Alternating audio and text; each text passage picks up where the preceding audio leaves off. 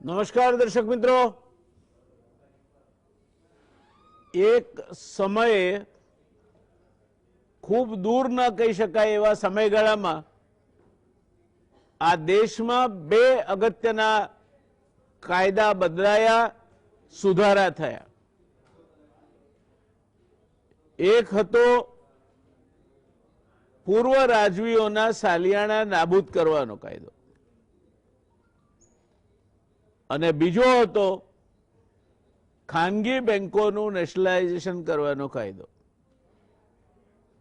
આજે આપણે ચર્ચા કરવી છે તે 19 જુલાઈ 1969 ઇન્દિરા ગાંધી સરકાર દ્વારા બેંકોનું રાષ્ટ્રીયકરણ થયું, જેને લગભગ 50 કરતા ઉપર વર્ષ વીતી ગયા છે, તેની કરવી છે.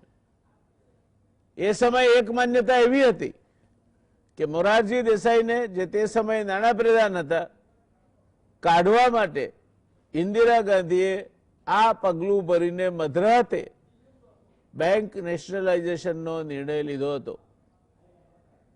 મોરારજી દેસાઈએ એનાથી નારાજ થઈને રાજીનામું આપ્યું. બીજા દિવસે બેંકોને મોટો લાભ થશે અને આમ આદમીને આનાથી મોટો ફાયદો થશે. સમાજવાદની દિશામાં બેંકો ચાલશે. કૃષિ, નાના વેપારીઓ, ઉદ્યોગો સૌને ધિરાણ મળતું થશે. ગામડાઓમાં બેંકોની શાખાઓ સ્થપાશે અને આ રીતે બેન્કિંગ નેટવર્ક, જે લોકો પાસેની બચતો પોતે ભેગી કરે છે અને એનું રોકાણ કરવા માટે એને એક સાર્વત્રિક વિકાસની પ્રેરક એવી તક મળશે. આવું થયું નહીં. વિજય માલ્યા, નીરવ ચોકસી જેવા ભાગેડુઓ પાછળ આ જ બેન્કિંગ સેક્ટરનો મોટો ફાળો છે. 19 જુલાઈ 2019ના રોજ ભારત 50 વર્ષના બેંક રાષ્ટ્રીયકરણના પ્રસંગને ઉજવ્યો. 1969માં 19 જુલાઈના આ જ દિવસે ઇન્દિરા ગાંધીએ 14 બેંકોનું રાષ્ટ્રીયકરણ કર્યું હતું. બાકીની 7 બેંકોનું રાષ્ટ્રીયકરણ 1980માં કરવામાં આવ્યું. આ રાષ્ટ્રીયકરણ 2 તબક્કામાં થયું. પ્રથમ તબક્કો 19 જુલાઈ 1969ના રોજ 50 કરોડથી વધારે ડિપોઝિટ ધરાવતી 14 બેંકોને રાષ્ટ્રીયકૃત જાહેર કરવામાં આવી હતી. આ બેંકોમાં central bank of India, bank of Maharashtra, Dena bank, Punjab national bank, syndicate bank, Canada bank, Indian overseas bank, Indian bank, bank of Baroda, union bank, Allahabad bank, United bank of India, UCO bank અને બેંક ઓફ ઇન્ડિયાનો સમાવેશ થતો હતો. ત્યારબાદ બીજા તબક્કામાં 200 કરોડથી વધારે deposit ધરાવતી વધારાની 6 બેંકો, Andhra bank, corporation bank, new bank of India, oriental bank of commerce, Punjab and Sind bank અને વિજયા બેંકને એપ્રિલ 1980માં રાષ્ટ્રીયકૃત જાહેર કરવામાં આવી. કેટલાક એવું માને છે કે પોતાના નાણાપ્રધાન મોરારજી દેસાઈને કાઢવા માટે ઇન્દિરાજીએ બહુ ચતુરાઈપૂર્વકનું આ પગલું ભર્યું હતું. બેંકોનું રાષ્ટ્રીયકરણ જાહેર થતાં જ મોરારજીભાઈએ પોતાના નાણાપ્રધાન તરીકેના હોદ્દાનું રાજીનામું આપ્યું હતું. જ્યારે કેટલાક પોલિટિકલ એનાલિસ્ટનું માનવું છે કે તે સમયે ખાનગી માલિકીની આ બેંકો પોતાની ક્રેડિટ એટલે કે ડિપોઝિટ સાચવી રાખવા માટે ખાસ કરીને લઘુ ઉદ્યોગ, ગ્રામ્ય વિસ્તાર, કૃષિ વગેરેને લોન નહોતી આપતી. ઇન્દિરા સરકારે આ કારણથી આ પગલું ભરી અને સમાજવાદી વિકાસ ધારાને અનુસરવાનું કામ કર્યું હતું. અર્થશાસ્ત્રીઓ એમ પણ માને છે કે બેંકોના રાષ્ટ્રીયકરણને લીધે દેશના અર્થતંત્રને ખૂબ મોટા પ્રમાણમાં લાભ થયો છે. હવે યુનિયનના અને પોતાના અધિકારોને લઈને બેંકો મન ફાવે તેમ વર્તી થઈ તે આપણે જોઈ રહ્યા છીએ અને અનુભવીએ પણ છે. કેટલાક અણસમજાય તેવા નિયમોને આધીન સામાન્ય માણસને લોન અને બેંકના અન્ય કામો માટે આજે પણ હેરાન પરેશાન થવું પડે છે. જ્યારે વિજય માલ્યા અને નીરવ ચોકસી જેવા લોકો જનતાના કરોડો અબજો રૂપિયા લઈને ભાગી જાય, તેમાં પણ આ જ બેંકોનો ખૂબ મોટો ફાળો છે.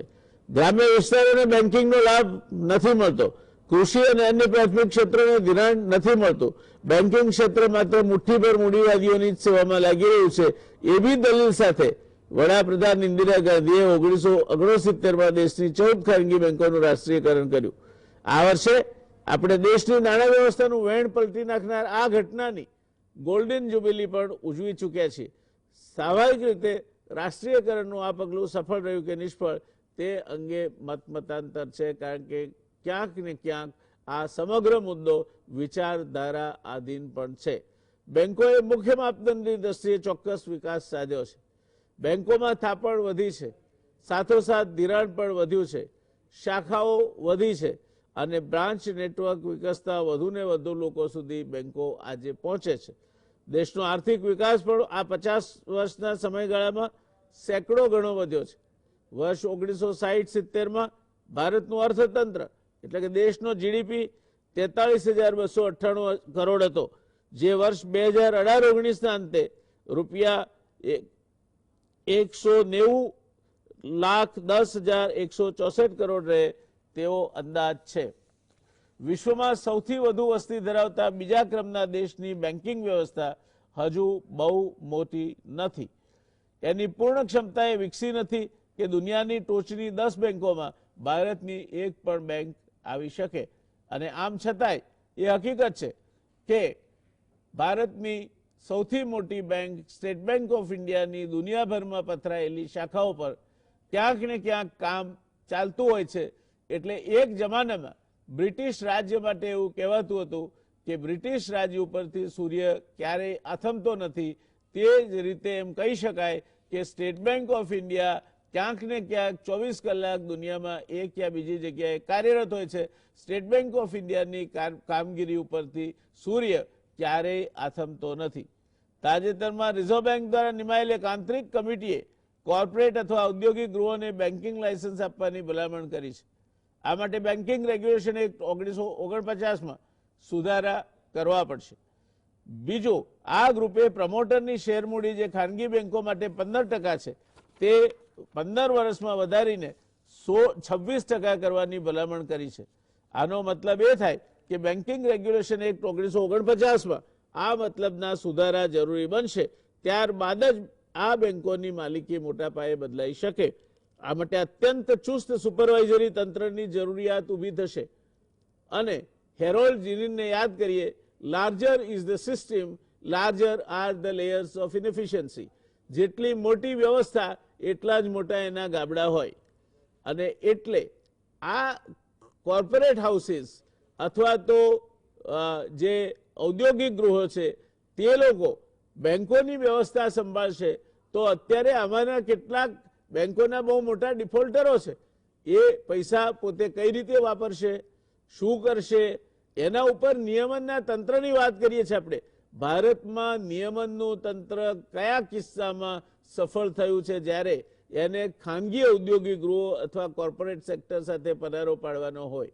એક કે બીજી રીતે રસ્તા કાઢવામાં માહેર એવા ખાનગી અને ઔદ્યોગિક ક્ષેત્રો બેંકો ચલાવતા પણ થશે તો એમને તો મોસાળ જમણ અને માં પીરસવાવાળી જેવી પરિસ્થિતિનું નિર્માણ થાય એવી પૂરી શક્યતાઓ છે. બીજું, આ સુધારો મોટી એનબીએફસીને પણ બેંક બનવા માટે બારણા ખોલી નાખે છે. આ બધું પરિવર્તન આવશે ત્યારે મોટા ઔદ્યોગિક ગૃહો અને કોર્પોરેટ સમ્રાટો બેંકોના માલિક બની જશે. આ નાની સૂની વાત નથી.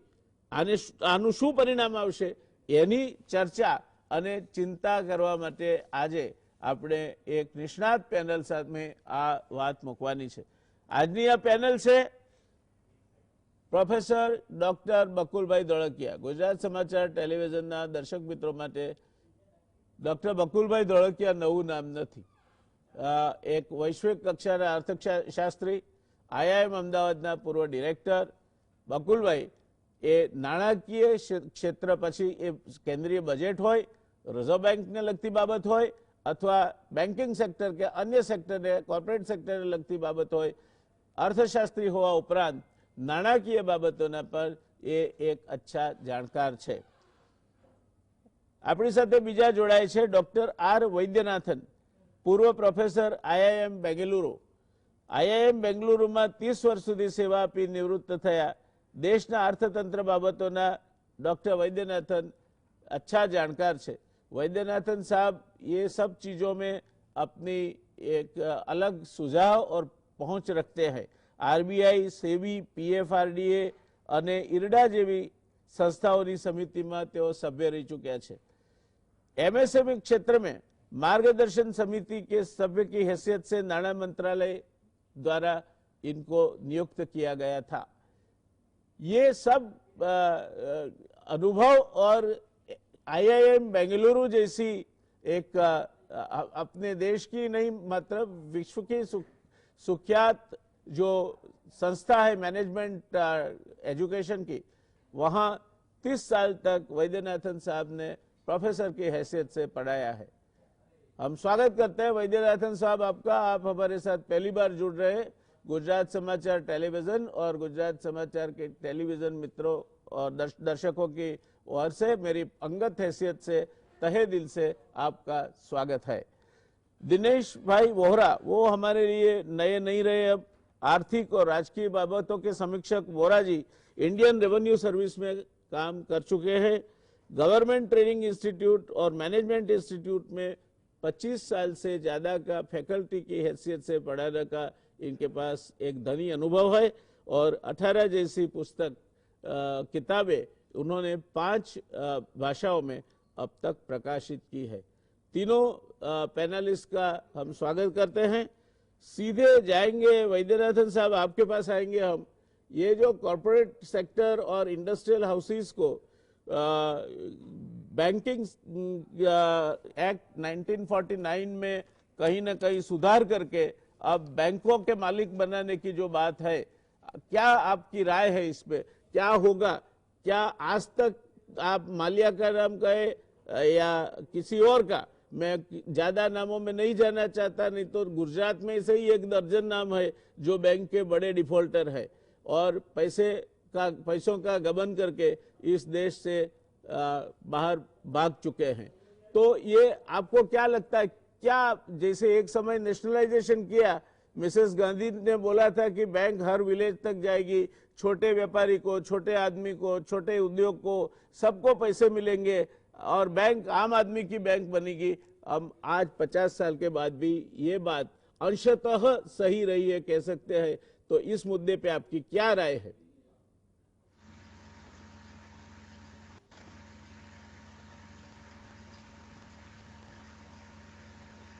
हेलो जी वैद्यनाथन साहब।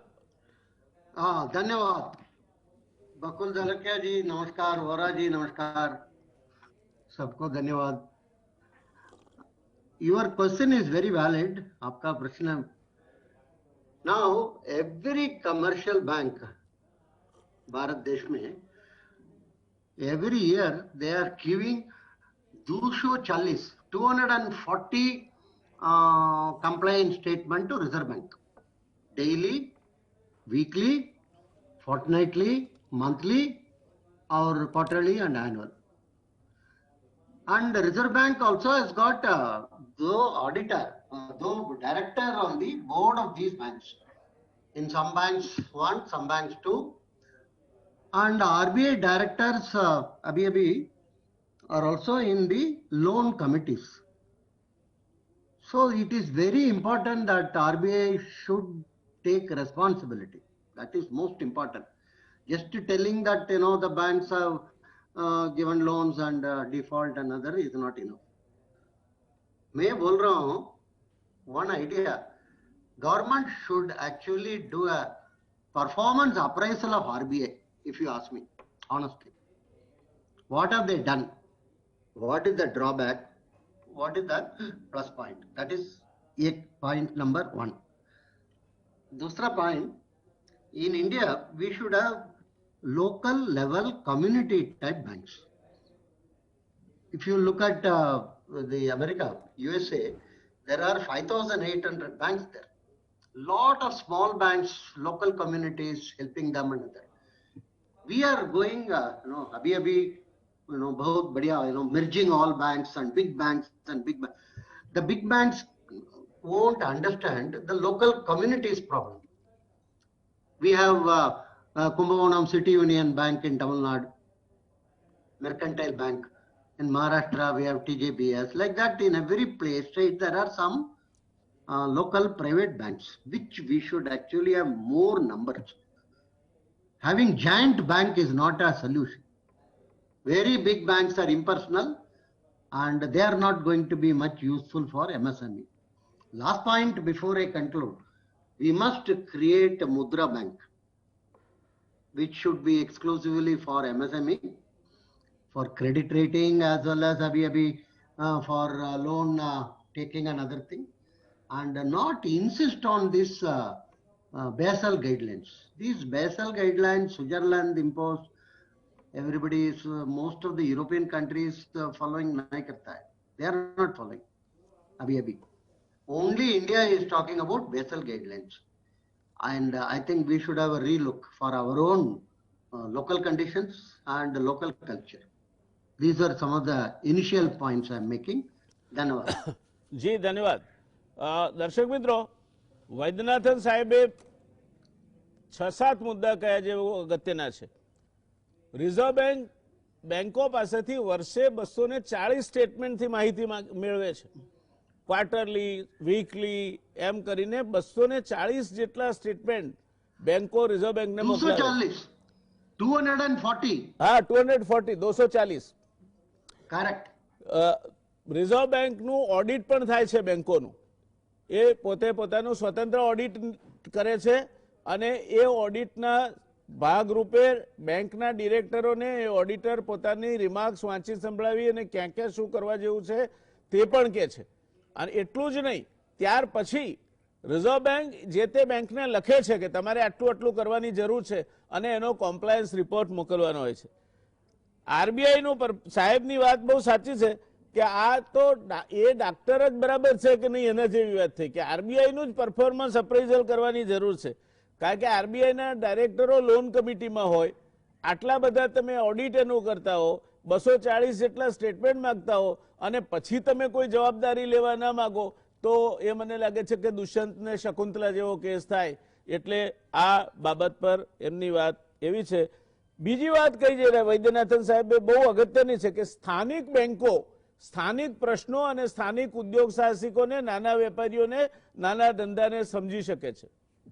એનું આદર્શ ઉદાહરણ ગુજરાતમાં રાજકોટ નાગરિક સહકારી બેંક છે. રાજકોટમાં ફાઉન્ડ્રી ઉદ્યોગ, ડીઝલ એન્જિન ઉદ્યોગ વિકસ્યો એનું કારણ રોજ એની ક્રેડિટ સમિતિ મળે અને જે લોનના કેસ આવ્યા હોય તે મંજૂર કરે. આ સ્થાનિક પ્રશ્નોની સમજ અને સ્થાનિક વ્યક્તિઓ સાથેના ગરોબાને કારણે જ શક્ય બન્યું. વૈદ્યનાથન સાહેબ એવું કહે છે કે મોટી બેંકો છે, very big banks R impersonal. એમને તમારી કંઈ નથી પડી હોતી. તમે જાઓ, એમની તો એક વ્યાખ્યા હોય છે HNI, હાઈ નેટવર્થ ઇન્ડિવિજ્યુઅલ, ને પછી એમાંય પણ પાછી પ્લેટિનમ કેટેગરી ને ધીસ કેટેગરી ને ધેટ કેટેગરી હોય છે. બાકીના કોઈ ગ્રાહકની બેંકોને પડી હોતી નથી. અને છેલ્લે એમણે કહ્યું કે મુદ્રા બેંક જેવી MSME માટેની એક બેંક અલગ હોવી જોઈએ. આ બધી વાતો કઈ એનો અર્થ એ થાય કે કોર્પોરેટ સેક્ટર બેંક સંભાળશે અથવા ઔદ્યોગિક સેક્ટર બેંક સંભાળશે, એના કારણે કોઈ મોટું પરિવર્તન આવી જવાની વાત તો દૂર રહી, પણ નાના માણસોનું ભલું થાય એવી શક્યતાઓ નથી. હા, પેલો હિન્દીમાં એક કહેવત છે કે અંધા બાંટે રેવડી, અંધા બાંટે રેવડી, ફિર ફિર ખુદ કો દે, એ વારે ઘડીએ પોતાને ચાલે.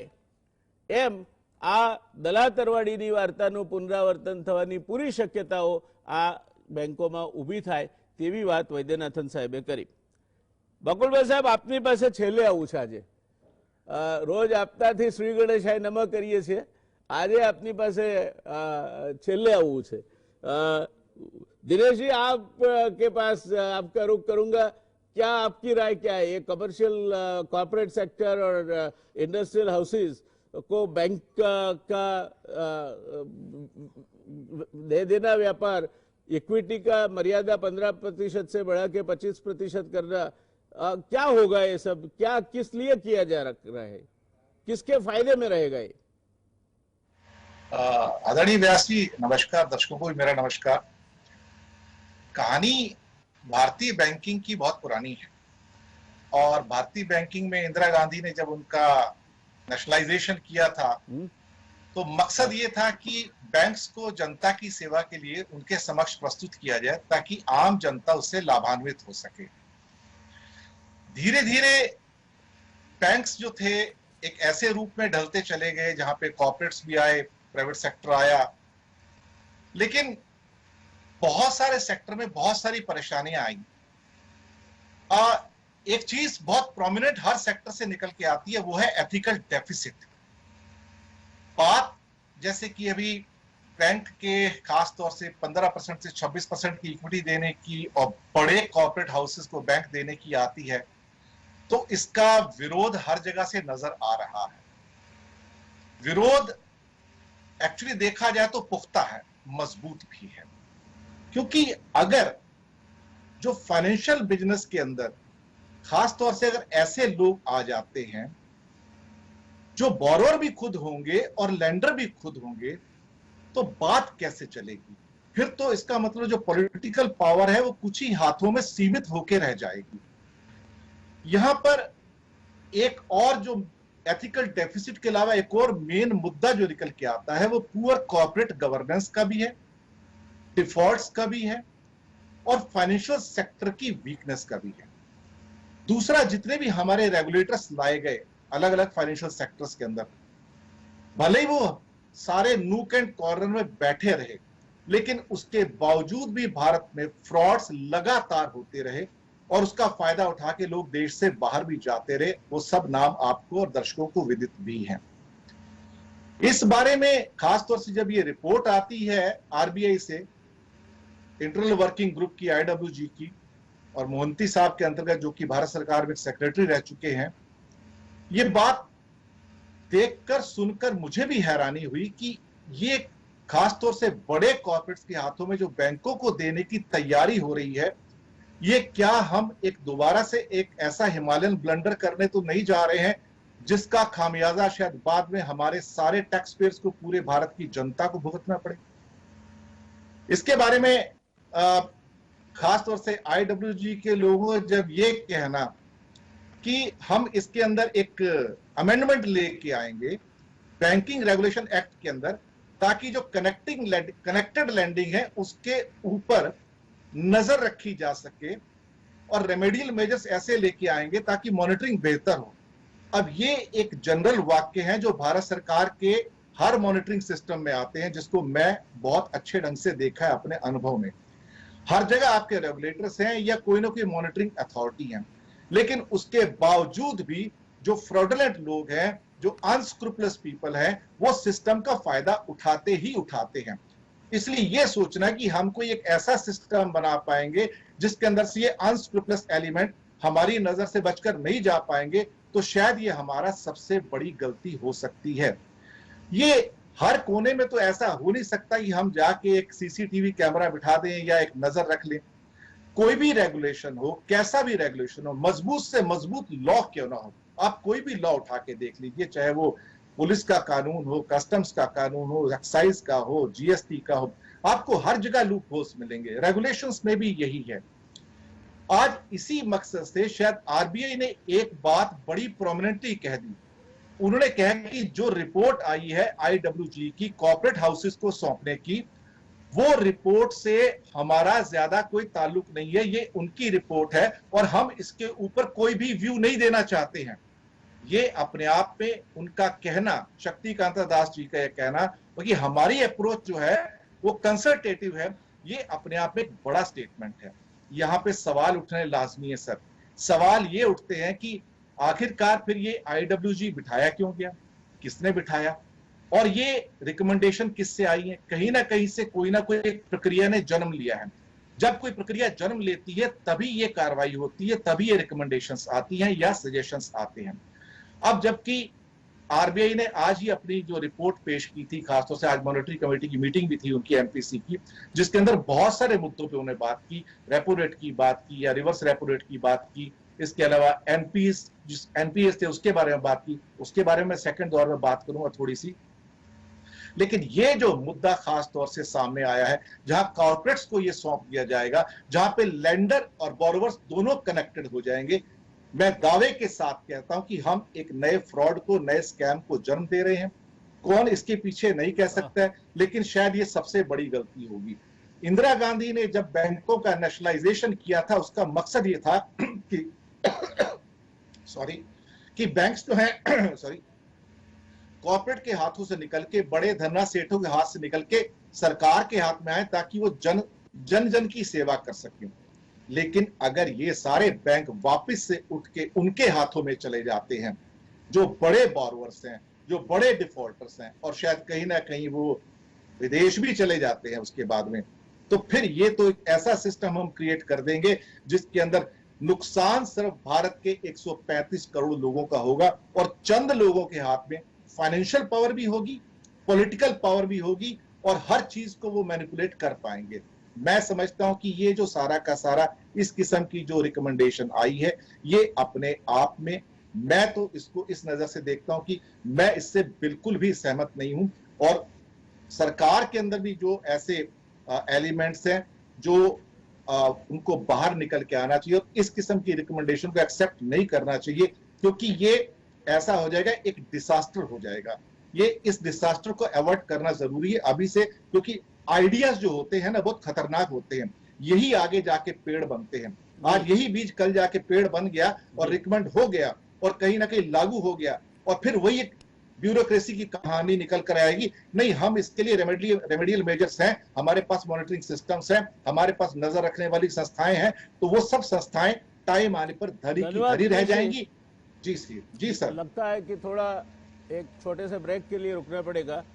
आपने बहुत वाजिब बातें कही है, बहुत चिंता प्रेरित हो सके हम इस तरह की आपने कंसर्न व्यक्त किए हैं। अब ब्रेक पे जाएंगे हम, और वापस आते ही हम बकुल भाई के पास पहुंचेंगे। अभी तक की जो चर्चा हुई उन पे उनकी राय क्या है, वो मार्गदर्शन लेने के लिए रुकते हैं एक छोटे से कमर्शियल ब्रेक के लिए। नमस्कार दर्शक मित्रों, ब्रेक बाद फरी एक बार મને તમને સૌને આખા દેશને જે સીધી રીતે સ્પર્શે છે એવી નાણાં વ્યવસ્થા સાથે સંકળાયેલી કોર્પોરેટ સેક્ટર અને મોટા ઔદ્યોગિક ગૃહોને હવે બેંક પધરાવી દેવા માટેની જે વાત છે તેની શું અસરો થાય તે અંગેની આપણે ચર્ચા કરવી છે। બકુલભાઈ સાહેબ પાસે જઈએ તે પહેલા દિનેશજીએ જે બે ચાર વાત કહી, એમાં એક જ મુદ્દો મારે ચર્ચવો છે, અત્યારે ખાલી મેન્શન કરવો છે। એમણે કહ્યું કે બહુ થોડા માણસોના હાથમાં બહુ વધારે પડતી નાણાકીયથી માંડીને રાજકીય સુધીની સત્તા જશે, અને ઇન્દિરાબેને જે ધનના શેઠોના હાથમાંથી બેંકો લઈ લઈને દેશના હાથમાં મૂકી હતી, એ વ્યવસ્થાનું ઉલટું ચક્કર ઘૂમશે। પણ એ કરતા એમણે જે આગળની વાત કહી તે બહુ સરસ છે। લેન્ડર અને બોરોઅર એટલે જે લોન આપે છે તે જમણો હાથ અને લોન લે છે તે ડાબો હાથ, બે એક થઈ જશે। અને બે એક થઈ જાય એટલે અત્યારે નથી એક તો આટલા અનિષ્ટો થાય છે, તો આગળ શું થશે? કોઈ પણ પ્રકારની વ્યવસ્થાપન સિસ્ટમ એને રોકી શકશે નહીં। અને આપણે ગુજરાતમાં એક વાર્તા ભણ્યા છીએ દલા તરવાડીની અને તભા ભટ્ટની, કે જે રીંગણાની વાડીએ જઈને પૂછે કે રીંગણ 2 લો કે 4, તો ક્યારે લેને 10-12, તો વશરામ ભુવા એને પકડીને કુવામાં પાસે અને કુવાને પૂછે કે કુવા ડૂબકા 2 ખવડાવું કે 4, એટલે પોતે જ પાછા બોલે કે ખવડાવને 10-12। પણ અહીંયા તો દલા તરવાડી જશે, વશરામ ભુવા નહીં હોય, કારણ કે દલા તરવાડી અને વશરામ ભુવા એક થઈ જશે। એટલે વાડીએ કહ્યું હશે રીંગણ લે 2-4 ના બદલે 10-12, તો વશરામ ભુવા એમ કહેશે કે 10-12 શું કરવા, તું તારે ટ્રેક્ટરની ટ્રોલી ભરીને લઈ જા, KBD કોના બાપની દિવાળી। બકુલભાઈ સાહેબ, આપને શું કહેવું છે? અત્યાર સુધીની ચર્ચા થઈ એના ઉપર આપનું માર્ગદર્શન શું છે? મારે સૌથી પહેલી વાત એ કેવી છે કે ભેંસ ભાગોળે, છાસ છાગોળે અને ઘેર ધમાધમ, આ વસ્તુ આ ટોપિક ઉપર થઈ રહી છે। આમાં કોઈ એક્ઝિસ્ટિંગ બેંક કોર્પોરેટ સેક્ટરને આપી દેવાની વાત કોણે કરી, અને એ લાઈન ઉપર દાદાગીરી કરીને આગળ વધવાની જરૂર શી છે? આમાં કોર્પોરેટ સેક્ટરને બેંકોનું લાયસન્સ આપવાની વાત છે, એટલે એમણે બેંકોની સ્થાપના કરવી પડે. they have to establish banks. હવે બેંક કઈ રીતે ચાલે? લોકો એ બેંકોમાં જઈને ડિપોઝિટ મૂકે, પૈસા આપે, ત્યારે એ બેંકનો ધંધો આગળ વધે. કોર્પોરેટ સેક્ટર એ બેંકના રિસોર્સિસમાંથી પોતાની જાતને લોન આપે, એના કન્સર્ન્સ છે. હવે ડિપોઝિટ ઉઘરાવવા વિશે અને ડિપોઝિટની ગેરંટી વિશેના રેગ્યુલેશનની આમાં કોઈ વાત જ નથી કરતું. બસ એક જ ટોપિક લઈને બેસી ગયા છે કે લેન્ડર અને બોરોવર એક જ છે. એટલે એની અંદર જાત જાતના પ્રોબ્લેમ થશે. મને યાદ આવે છે કે 1991માં જ્યારે મનમોહન સિંઘે ઇકોનોમિક લિબરલાઇઝેશન અને ગ્લોબલાઇઝેશન કર્યું ને, ત્યારે મેજોરિટી લોકો એની વિરુદ્ધ જ બોલતા હતા કે ગ્લોબલાઇઝેશનમાં આપણે પતી જઈશું, બધા આવીને આપણને આપણા ઉપર કબજો કરી લેશે, ફોરેનર આવીને આ દેશના ઉપર રાજ્ય કરતા થઈ જશે, ફોરેનર નક્કી કરશે કે તમારો પ્રાઇમ મિનિસ્ટર કોણ થાય. આટલે સુધીની વાતો બધાએ કરી નાખેલી. જ્યારે ડી લાયસન્સિંગ કર્યું ત્યારે પણ એમ કહ્યું હતું કે આની અંદર બધા પ્રાઇવેટ કોર્પોરેટ હાઉસીસ ને બધો ફાયદો થઈ જશે. રિઝલ્ટ આપણી સામે છે. આપણા દેશની પ્રગતિ જે છેલ્લા 30 વર્ષમાં થઈ છે એ ઇકોનોમિક લિબરલાઇઝેશન અને ગ્લોબલાઇઝેશન ના કર્યું હોત તો શું પરિસ્થિતિ હોત એ આપણે જાતે જ વિચારી લેવાનું છે. ટાઈમ એન્ડ અગેઇન ઇકોનોમિક રિફોર્મ્સની સામે સ્ટ્રોંગેસ્ટ લોબી ઊભી થાય છે અને આર્ગ્યુમેન્ટો કરે છે, પરંતુ કોમ્પ્રિહેન્સિવ આર્ગ્યુમેન્ટ કોઈ કરતું નથી. એમણે કહ્યું વોરા સાહેબે કે એક વાક્ય છે, અલા પણ એ વાક્યની ડિટેલ્સની અંદર ઉતરતી વખતે જ્યારે બેન્કિંગ એક્ટની અંદર રેગ્યુલેશનમાં સુધારા કરવામાં આવશે ત્યારે એક ડિસ્કશન પેપર તૈયાર થશે, પબ્લિક ડોમેઇનમાં મુકાશે, તમે તમારા સજેશન્સ કરો. આ નવી મેથડ દરેક એક્ટ વખતે થાય છે. સો my point is very simple. તમે લોકો આખી વસ્તુને અટકાવવાને બદલે how to make it work તરફ જાઓ. અત્યારનો આપણો પ્રોબ્લેમ શું છે? તમારી ઇન્દિરાબેને બહુ ફેનફેરથી નેશનલાઇઝેશન બેંકનું કરી નાખ્યું. ત્યાર પછી બેંકોનો પરફોર્મન્સ કેવો છે કોણે એપ્રેઝ કર્યો? આજે શું છે તમારે what is the nationalized banks is a collective system of corruption. Does anybody look at that? આટલા બધા નોન પરફોર્મિંગ એસેટ્સ ક્યાંથી ઊભા થાય છે? એ લોકોનામાં પ્રોજેક્ટ અપ્રેઝ કરવાની ક્ષમતા નથી? નો. તમે પોલિટિકલ પ્રેશરની વાત કરો છો તો તમારું એમ કહેવાનું છે કે બેંકો, પબ્લિક સેક્ટર બેંકો પોલિટિકલ પ્રેશર નથી? લોનો સેન્કશન કરવા માટે ફોન કોલો થતા નથી? એટલે આ તો શું છે કે તમારી પોતાની જ બેંક હોય, આજે ટાટાની બેંક હોય, બિરલાની બેંક હોય, અંબાણી ગ્રુપની બેંક હોય, તો પછી એ લોકો ફર્સ્ટ પ્રેફરન્સ પોતાની બેંકોને આપે ને. તમે એક વસ્તુનો વિચાર કરો કે ડ્યુ ડિલિજન્સ કર્યા વગર તો તમે કોઈ એક્વિઝિશન કે ટેક ઓવર પણ કરતા નથી. તો ડ્યુ ડિલિજન્સ ને તમે બાય બાય કરો છો. કેમ? કારણ કે તમને ખબર છે કે ભાઈ પંજાબ નેશનલ બેંકના લોકોએ સાંઠગાંઠ ના કરી હોત તો નીરવ મોદીનો જન્મ ના થયો હોત. એવી જ રીતે સ્ટેટ બેંક અને બીજા બધાએ મળીને જો સાંઠગાંઠ ના કરી હોત તો વિજય માલ્યા ના ઉભો થયો હોત. સો તમે તમારા ડ્યુ ડિલિજન્સમાં શું રોકી લીધું? So issue is collective corruption versus selective corruption. Now nobody wants to debate this. કે આ રિયલી ઇશ્યુ શું છે? આમાં હું એક સિમ્પલ વસ્તુ કહું કે why can't you tweak things? જેમ કે દાખલા તરીકે કેપિટલ એડિક્વસી રેશિયો. હવે કેપિટલ એડિક્વસી રેશિયો એ 8% આપણે શરૂ કર્યું, પછી આપણે રિસ્ક વેટેડ એવરેજમાં 10.5% લઈ ગયા. હવે બેઝલ 3 ની અંદર આપણે એને 12.5% વાત કરીએ છીએ. Now private corporate banks, corporate houses ને બેંકો આપતી વખતે why can't you say કે ભાઈ તમારો કેપિટલ એડિક્વસી રેશિયો 20% હોવો જોઈએ? તમને નહીં મળે લાયસન્સ. તો તમારે ડિપોઝિટ ગેરંટી માટે દરેક ડિપોઝિટરને 50 લાખ સુધીનું ક્રેડિટ એટલે કે ડિપોઝિટ ગેરંટી કરવી પડશે અને એનું ઇન્સ્યોરન્સ પ્રીમિયમ તમારે ભરવું પડશે. તમે ડિપોઝિટર પાસે નહીં લઈ શકો. આ બધા આવી બધી ચેક્સ એન્ડ બેલેન્સીસ એ માત્ર રેગ્યુલેટરી ઓવરસાઇટ અને સુપરવિઝનથી નથી આવતા ભાઈ. એને તમે એક્ટની અંદર નાખી અને બધી વસ્તુઓની વ્યવસ્થા કરી શકો છો, પણ નહીં, આપણે એમાં ઉતરવું જ નથી. આપણે એક ગધેડાનું પૂંછડું પકડ્યું એટલે દીધે રાખવાનું બસ, કે આ વસ્તુ થાય જ નહીં. નાવ મનમોહન સિંઘે જ્યારે બેન્કિંગ સેક્ટરના રિફોર્મ્સ 1993-94 માં દાખલ કર્યા ત્યારે પણ એનો ઘણો વિરોધ થયો હતો. બેંકનું કમ્પ્યુટરાઇઝેશન થયું ત્યારે પણ એનો વિરોધ થયો હતો. હવે આજે કમ્પ્યુટરાઇઝ બ્રાન્ચ વગર કોઈ બેંક ચાલી શકે ખરી? ટેકનોલોજી બદલાય છે. આજે પબ્લિક સેક્ટર બેંક્સની અંદર યુનિયનોનો પ્રોબ્લેમ છે. they take everything for a ransom. કોઈ દાડો પ્રાઇવેટ સેક્ટર બેંકની અંદર સ્ટ્રાઇક સાંભળી છે? સો આમાં સફર કોણ થાય છે? કન્ઝ્યુમર. મૂર્ખ માણસ હશે કે જે કોર્પોરેટ બેંકમાં જઈને પૈસા નાખશે. યસ બેંકનો એક દાખલો નીકળ્યો એટલે એના ઉપરથી આપણે માની લેવાનું કે આખી ટોપલી જ સડેલા ફ્રૂટની છે બસ. Now this is we have the habit of throwing the baby away with the bath water.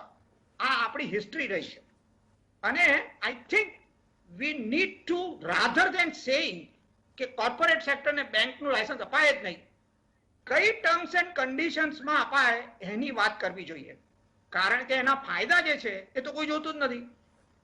આજે નોન પરફોર્મિંગ એસેટ્સ જો થશે પોતાને જ લોન આપી અને તમારું લોજિક શું છે કે બેડ લોન હશે તો સેન્કશન થઈ જશે. અલા પણ બેડ લોન હશે તો પેલો મૂર્ખ છે કે એના ઉપર checks and balances in terms of આ પેરામીટર્સ જો હશે તો એની જ ઇક્વિટી ઇરોડ થશે, એને ડિપોઝિટ ગેરંટી નહીં. હવે આજે યસ બેંકને નોર્મલ કન્ડિશન્સમાં બેન્કિંગ લાયસન્સ આપ્યું, કોઈએ મોનિટર કર્યું નહીં. અને રિઝર્વ બેંકના ડાયરેક્ટરો છે, દરેક જગ્યાએ વાત સાચી છે, પરંતુ એ ડાયરેક્ટરોનો રોલ શું છે? કોણ who has ashes them? So let us try to understand કે આમાં આપણા દેશના વિકાસ માટે ફાઇનાન્શિયલ રિસોર્સિસની જરૂર છે. ફાઇનાન્શિયલ રિસોર્સિસ માટે એફિશિયન્ટ બેન્કિંગ સિસ્ટમ અને ફાઇનાન્શિયલ સિસ્ટમની જરૂર છે. આજે તમે કોઈ પણ કસ્ટમરને પૂછો તો એ કહેશે કે particularly blue chip corporate clients છે, તમે પૂછો તો એ કહેશે કે private banks are giving better facilities than the public sector banks. આ એક ક્વોલિટેટિવ એસેસમેન્ટ છે. Thank you sir. હવે મારું એમ કહેવાનું છે કે આ બધા પાસાનો વિચાર કરી અને પછી એક વ્યૂ લેવો જોઈએ. ઊંધું ખાલીને એક જ વસ્તુ કે બોરોઅર અને લેન્ડર એક જ છે એટલે આવું થાય જ નહીં. એ હવે finally let me end by saying કે આપણે બહુ વખાણ કરીએ છીએ વેસ્ટર્ન કન્ટ્રીઝની વ્યવસ્થાના. આજે અમેરિકાની વાત કરીએ. અમેરિકામાં 4400 થી વધારે કમર્શિયલ બેંક્સ છે. More than 4400 commercial banks. મોટા ભાગની બેંકો they are owned by corporates and they are NBFCs. હવે અમેરિકાની અર્થવ્યવસ્થામાં ગમે એટલા ગાબડા પડ્યા હશે, ગમે તે થઈ હશે, પરંતુ એ કદી કોલેપ્સ થઈ નથી in the total sense of the term. અને આજે અમેરિકાની અંદર ફાઇનાન્શિયલ સિસ્ટમના ઓપરેશન ઉપર એ જાતના ઇશ્યુઝ નથી. કોઈ જેને પૈસા જોઈતા હોય એને મળી રહે છે. એટલે આમ જ્યારે આપણે કમ્પેરિઝનની વાત આવે તો કહીએ કે આપણે ડેવલપ કન્ટ્રીની કમ્પેરિઝનમાં આપણે કશું નથી, પણ ડેવલપ કન્ટ્રીએ જે રિફોર્મ્સ કર્યા છે અને જે સિસ્ટમો એડોપ્ટ કરી છે એમાંનું કંઈ પણ આપણે કરવાનો વારો આવે ત્યારે આપણા મગજમાં 25 જાતના ડાઉટ ઉભા થાય. જી જી sir, with all due respect મારે આપને એટલું જ કહેવું છે કે કોઈ શક્યતાના વાદળો ઘેરાઈ રહ્યા હોય એના ઉપર ચર્ચા કરવી એ કંઈ એને અટકાવવાનો પ્રયાસ નથી. સેબીનો કાયદો પણ છે, એમાં પણ ફ્રોડ થયા છે. ડ્યુ ડિલિજન્સના ઘણા બધા કિસ્સાઓમાં સેબી ગોથું ખાઈ ગઈ છે.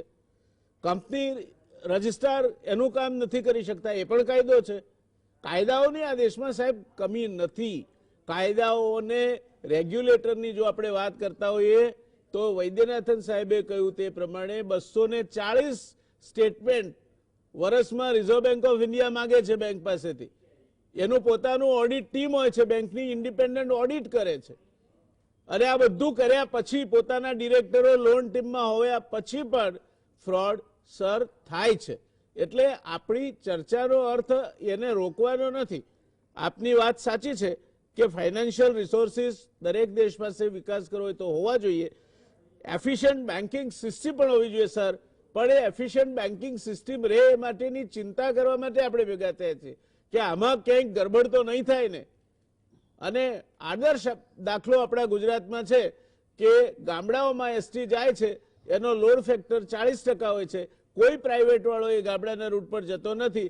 ધમધમાટ મેજર રૂટ પર દોડે છે બધી પ્રાઇવેટ ગાડીઓ અને એના પરિણામે એસટી હેઝ બીકમ બેન્કરપ્ટ. તો આ કોર્પોરેટ સેક્ટરની જે બેંકો છે, ઔદ્યોગિક બેંકો છે, એના કારણે તમારી સ્ટેટ બેંક ઓફ ઇન્ડિયા, તમારી જે બાકીની રાષ્ટ્રીયકૃત બેંકો છે જેમાં વિશ્વાસ મૂકીને અત્યાર સુધી આપણે ચાલ્યા છીએ એને શું અસર થશે અને આ ઇફેક્ટિવ મિકેનિઝમ એ આપની વાત 100% સાચી છે, એ અપનાવવું જોઈએ. પણ એ માટેના રસ્તા શું છે એની આપણે એક ચિંતા કરવા ભેગા થયા છે. એટલે આ મને લાગે છે કે આ પેનલમાં કોઈ એવું નથી વિચારતું કે આને રોકી પાડો. પોતાની એક જે પોતાની ચિંતાઓ છે વ્યક્ત કરીએ છીએ, કદાચ એમાંથી રિઝર્વ બેંકમાં કોઈ સાંભળતું હોય. આમ તો શક્તિકાંત દાસ માટે મેં જ્યારે ગવર્નર બન્યા ત્યારે કહ્યું હતું કે Shaktikanta Das MA in history, hope and pray does not make Reserve Bank of India also a history. God bless the new arrival. એટલે સાહેબ આપ તો અર્થશાસ્ત્રી છો, આપના માટે અમને ઊંચો આદર છે, માન છે. પણ જે પ્રકારના હવે રિઝર્વ બેંકમાં ગવર્નરો આવવાના, જે પ્રકારની આખી સિસ્ટમમાં જે પ્રકારના પરિવર્તનો આવી રહ્યા છે, વૈદ્યનાથન સાહેબ આપકી ઓર रुक करूंगा मैं.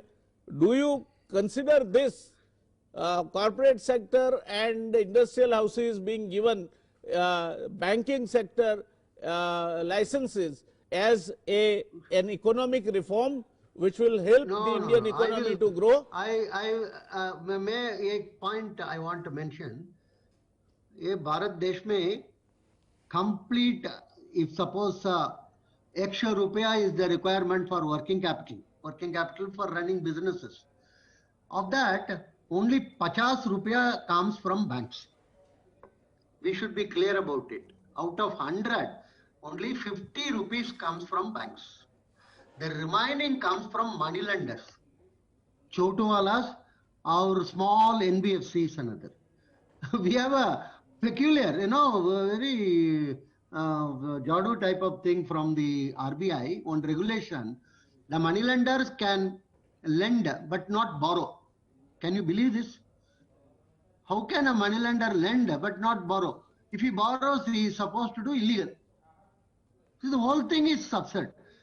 So the chota fellows are the ones who depend on these money lenders and small NBFCs, where interest is 2% to 4% per month. Whereas badawalas, big fellows, get it at even 3% in the global market per annum. No comparison. These fellows borrow at 4% per month and those fellows get for 3% per annum. And in India, within that, big fellows get it for 8-9%. So before we put corporate into banking, big corporate, first and foremost, a condition I will tell you that. 2011, Manmohan Singh time, we signed a declaration with the United Nation declaration for against corruption. This is all the 110 countries have signed it. Under that condition, we have to, the finance ministry or RBI must prepare what is known as politically exposed persons, PEP. Those who are MPs, MLAs, corporators, their relatives, their friends, their close people, their sister-in-law, brother-in-law, all the people. The list should be prepared, and the bank should be cautious and make it explicit that we are lending to these people.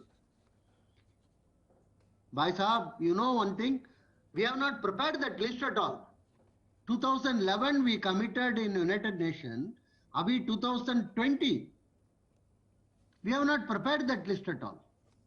So chota wala, suppose I borrow 40 lakh or 80 lakh for my home, every month EMI I have to worry. But if I borrow 8,000 crores, who will worry? You tell me? The bank has to worry, not me. So we have created a peculiar system. And our country, 55% GDP comes from Bhagidaris. Let us be clear about it. Bhagidaris, partnership, proprietorship gives 50 to 55% GDP. who are all in construction, do truck walas, ek restaurant owners, chota fellows. You come to Ahmedabad, all the small hotels are all run by Bhagidaris. Many from Rajasthan, I was told. Anyhow, so like that all over the country. Where from they get funds? We must encourage local community-based banks. One. Big corporates can have banks provided the regulatory system is good. Otherwise, my friend was telling Dalokia very nicely, it will be collective bribery versus selective. That won't help actually. Thank you, sir. I wish That is not a good thing. I wish I could have given you more time, but No problem. Thank you very much. we Time will is, ha- we- no, we see, will- we would my request you final to- point is, we must do a forensic audit of RBI functioning जी and SEBI functioning. जी, that's It a has point not well been done taken. for something like Yes. 70 years. Yes Dinesh भाई, आपके पास 2-3 minute है, फिर final word from my गुरुजी बकुल भाई. जी, मेरा एक final submission ये होगा आदरणीय व्यास जी कि जो आदरणीय बकुल भाई ढोलकिया जी ने भी कहा था करप्शन की सेलेक्टिव एंड दूसरा, मैं उससे सहमत हूं. एथिकल डेफिसिट जो मैंने पहला वर्ड कहा था वो हमारी सोसाइटी का एक तरह से कहा जाए तो इस टाइम हॉलमार्क बन गया है. हर जगह पे आप करप्शन को देखेंगे, रेगुलेशन के अंदर कमियां देखेंगे, और जो वैद्यनाथन जी ने बात कही वो भी अपने आप पे बहुत प्रॉपर है और बहुत अच्छे पॉइंट्स उन्होंने बताए इस मामले में. अब रही बात कि हम किसी भी किस्म का अगर रिफॉर्म चाहते हैं, बोल्डनेस चाहिए, लेकिन बोल्डनेस के साथ हमें अपनी रीजनेबल जो नेस है उसको भी जिंदा रखना है. हमें कहीं ना कहीं जो हमारी सामाजिक परिस्थिति है, जो बैंकों की जरूरतें भी हैं, उसको भी ध्यान में रखता है. और इस बात को भी ध्यान में रखना है कि अल्टीमेटली जब सारी चीजें एक ही हाथ में आएंगी तो तब कैसा सिस्टम पैदा होगा. ठीक है. हमें उस बात से बच के रहना पड़ेगा. यानी कि पास्ट एक्सपीरियंस ये कहता है कि रेगुलेशंस की कमी नहीं है, लेकिन वो सारे रेगुलेशन मिल के किसी भी किस्म के मैनिपुलेशंस को हर जगह नहीं रोक पाते हैं. Thank you sir. हमें यस बैंक का हो या आईसीआईसी बैंक का, वहां पे that is a point well taken कि रेगुलेशंस तो है मगर मैनिपुलेशंस को हमें रोकना होगा. Over to you sir, last word from you on this entire debate. Sir, no, I entirely agree with you. मैं ये नहीं कहना चाहता था, મારે એ કહેવું જ નહોતું કે આ મેટરની ડિબેટ ન થવી જોઈએ. ડિબેટ થવી જ જોઈએ, પણ એ ડિબેટ ઓપન માઇન્ડથી થવી જોઈએ. મારું એટલું જ કહેવાનું હતું. બીજું મહત્વની વાત કે બેન્કિંગ સેક્ટરના રિફોર્મનો જ્યારે બ્લુપ્રિન્ટ મનમોહન સિંઘે 93-94માં મૂકી ત્યારે one important aspect was privatisation of public sector banks. એ વાતને રિપીટેડલી કહેવામાં આવી છે. આ જે સૌથી મોટા વોકલ ક્રિટિક્સ છે પ્રાઇવેટ કોર્પોરેટ સેક્ટરને બેન્કિંગ લાયસન્સના, રઘુરામ રાજન અને વિરલ આચાર્ય, એ બંને જણા જ્યારે રિઝર્વ બેંકમાં હતા ત્યારે they were vociferously arguing for privatization. હવે સાહેબ, પ્રાઇવેટાઇઝેશન તમે કરો એ તો તમે એક્ઝિસ્ટિંગ બેંક આપી દેવાની વાત કરો છો. તમને શું લાગે છે કે લાર્જ કોર્પોરેટ હાઉસના બીડિંગ વગર બેંકોનું પ્રાઇવેટાઇઝેશન પોસિબલ છે? ચોઇસ તમારી પાસે એટલો જ છે કે તમારે દેશના પ્રાઇવેટ કોર્પોરેટ સેક્ટરને કરવું છે કે વિદેશના કરવું છે, બસ આટલો જ તમારી પાસે ચોઇસ છે, બીજો કોઈ ચોઇસ નથી. લાર્જ કોર્પોરેટ હાઉસીસના બીડિંગ વગર પ્રાઇવેટાઇઝેશન થાય નહીં. તો મને એ કહો તમે કે બેંકોનું પ્રાઇવેટાઇઝેશન વર્સેસ કોર્પોરેટ સેક્ટરને બેંકનું લાયસન્સ, બેંકોનું પ્રાઇવેટાઇઝેશન કરો ને તો લાર્જ ડિપોઝિટ બેઝ અને લાર્જ રિસોર્સિસ કોર્પોરેટ સેક્ટરના હાથમાં જતા રહેશે સાહેબ. એના કરતા એ એકડે એકથી મહેનત કરીને નવી બેંક ઊભી કરે એ 1000 ટાઈમ્સ બેટર છે. અને બીજું કે બેંકોનું પ્રાઇવેટાઇઝેશન દિલ્હી ડેલી થઈ રહ્યું છે. આપણી બેંકોનો પરફોર્મન્સ ઇન્ટરનેશનલ બેંકોની કમ્પેરિઝનમાં સારો નથી, હોઈ શકે પણ નથી સારો. એટલે અને એના અનેક કારણો છે, આપણે એની ચર્ચામાં ઉતરવું નથી. But the point that I M trying to make is કે આજથી 3 દાયકા પહેલા આપણા કોર્પોરેટ સેક્ટરને અને આપણા એમએસએમઈ સેક્ટરને અને બધા બિઝનેસીસને જે જાતની બેન્કિંગ સર્વિસીસ મળતી હતી એના કરતા આજે ઘણી વધારે ગુણવત્તાની ઊંચી ક્વોલિટીની સર્વિસીસ મળે છે, એમાં કોઈ ડાઉટ નથી. that is largely because of the reforms in the banking sector. જી એને કારણે થઈને આ શક્ય બન્યું છે. અ, આ રિફોર્મનું નેક્સ્ટ સ્ટેપ છે. જી એ સ્ટેપ જી. લેતી વખતે મેં જે તમને કહ્યું એ પ્રમાણે તમારે અંડર રાઇટિંગ તમારે કરવાની વાત હા છે. જી. આજે યસ બેંક એ- ફેલ કેમ થઈ? કારણ કે યસ બેંકના પ્રમોટરે પોતે પૈસા લઈ લીધા. અલા ભાઈ, Sir, આમાં- we will meet again on this topic. I think Governor Patel has already written a book. Viral Acharya is in a process of, is halfway through his experiences and his book. Raghuram Rajan has his own thesis and theories. I think someday we will take your guidance on this. But એક વાત સાથે અમે સંમત છીએ કે જે કંઈ થાય તેમાં બધું જ વ્યવસ્થિત રીતે ચાલે એ પ્રકારની વ્યવસ્થા થવી જોઈએ. દર્શક મિત્રો, આમાં વાંધો એક જ છે કે 4 માણસનું કુટુંબ હોય તો બરાબર ચાલે. એ 4 માણસનું કુટુંબ 12 માણસનું થાય ત્યારે એમાં થોડીક તકલીફ પડે અને 12 માણસમાંથી 200 માણસ જો એક સાથે એક રસોડે જમવા માંડે તો એમાં તકલીફો મોટી પડે. એટલે જેટલી મોટી સિસ્ટમ હોય એટલા એના ઇનએફિશિયન્સી એટલે કે એના ગાબડા મોટા હોય. આ ચિંતા છે અને આપણે આશા રાખીએ. હજુ તો રિઝર્વ બેંકની કમિટી છે. કઈ બેન્કિંગ આરબીઆઈ એક્ટ 1949માં કોઈ સુધારો થઈ નથી ગયો. સરકારે એની કોઈ વાત નથી કરી. રિઝર્વ બેંક ઓફ ઇન્ડિયા પણ એની કોઈ વાત નથી કરતો. પણ મને એક વસ્તુ ગમી શક્તિકાંત દાસની છેલ્લે ફાઇનલી કે એણે કહ્યું કે એક હમે ક્યાં લેના દેના ઇસસે. આ દુષ્યંત ને શકુંતલાનું પ્રકરણ વાંચજો, સાથે રહેવાય અને પછી બાળક કોનું એ પ્રશ્ન થાય ત્યારે હાથ ધોઈ નાખે એનું નામ દુષ્યંત કહેવાય. આ દુષ્યંતની મનોવૃત્તિમાંથી આપણે આશા રાખીએ રિઝર્વ બેંક ઓફ ઇન્ડિયાના ગવર્નર જરા વધારે જવાબદારીવાળી ભૂમિકામાં આવે અને આ દેશની સેન્ટ્રલ બેંક તરીકે દેશની અર્થવ્યવસ્થાને પાટા પર દોડતી કરવામાં એમનો અગ્રીમ ફાળો રહે એવી શક્તિકાંત દાસને શુભકામનાઓ સાથે આપણે આજની વાતને વિરામ આપીશું. ત્રણેય વિદ્વાન પેનલિસ્ટ वैद्यनाथन साहब, प्रोफेसर बकुल भाई धोलकिया और दिनेश भाई, तीनों को तहे दिल से धन्यवाद इस चर्चा को इतने ऊंचाई पे ले जाने के लिए, इतनी रसप्रद बनाने के लिए और अपना समय निकाल के गुजरात समाचार टेलीविजन के साथ और मेरी पैनल के साथ जुड़ने के लिए. मिलेंगे, आपसे मिलते रहेंगे. दर्शक मित्रों, અત્યારે આ ચર્ચાને આપણે વિરામ આપીશું. આવતીકાલે મળીશું. ગુજરાત દેશનું 60% મીઠું પકવે છે. એ મીઠું પકવનાર માણસોની કેવી દયાજનક પરિસ્થિતિ છે. જીવતા દોઝખમાં એ લોકો જીવે છે. નર્મદા કેનાલમાંથી અપાતું પાણી એ રણમાં પહોંચી જાય અને એમનો મહેનત કરેલી બધી પાણીમાં મળી જાય. અમે આ પ્રશ્ન માટેની માહિતી મેળવવાનો પ્રયત્ન નર્મદા નિગમના સર્વેસર્વા એવા ડોક્ટર રાજીવ ગુપ્તા પાસેથી કરવાનો પ્રયત્ન કર્યો ગુજરાત સમાચારે. એમના તરફથી કોઈ જવાબ મળવામાં નથી. કદાચ એમની વ્યસ્તતાઓ અગરિયાઓની આ યાતનાઓ કરતાં વધારે મોટી હશે. હજુ કાલ સુધી જવાબ આપે ડોક્ટર રાજીવ ગુપ્તા એવી આ માધ્યમથી હું એમને અપીલ કરું છું. અગરિયાઓની બાબતમાં નર્મદાનું પાણીના કારણે બીજી વાર આ દુર્ઘટના ઘટી છે. એક વખત એક ગર્ભધારણ કરેલ બેન એ દલદલમાં ફસાઈને મરી ગઈ અને એ વખતે મોટો ઉહાપો થયો હતો. સરકારે પણ કેટલીક ખાતરીઓ આપી છે. આ વખતે આવું કેમ થયું? અમારે નર્મદા નિગમનું વર્શન જોઈએ છે. અમારો કોઈ આમાં કોનો વાંક છે, વાંક શોધવાનો કોઈ ઈરાદો નથી ડોક્ટર રાજીવ ગુપ્તા. પણ આપ માહિતી તો આપો કે આપ બધાથી પર છો.